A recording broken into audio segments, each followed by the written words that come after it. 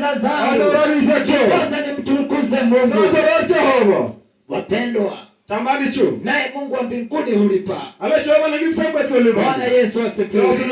Bwana Yesu asifiwe. Ninajua ya kwamba Mungu hunena na atanenea watu mahali hapa.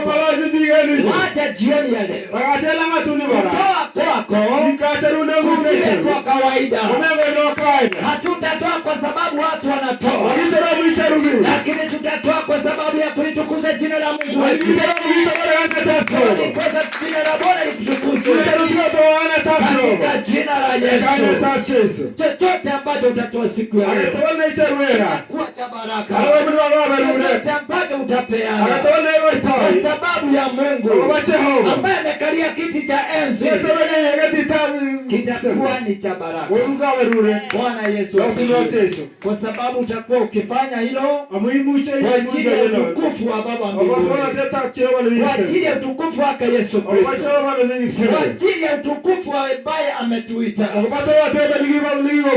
Bwana Yesu asifiwe. Mungu wa mbinguni awabariki.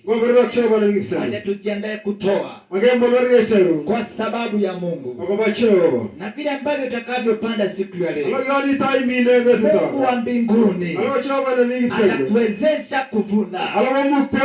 Bwana Yesu asifiwe. Lazima utavuna, lazima utavuna, lazima utavuna. Wewe ambao unapanda kwa sababu ya huyo Mungu, lazima utavuna. Bwana Yesu asifiwe. Kwa hivyo siku ya leo, wakati ambapo unaenda kutoa, Yesu akasema ya kwamba na mbegu moja ikaanguka kwenye rutuba, ikazaa mara 100 na 100. Bwana Yesu asifiwe. Hata yako siku ya leo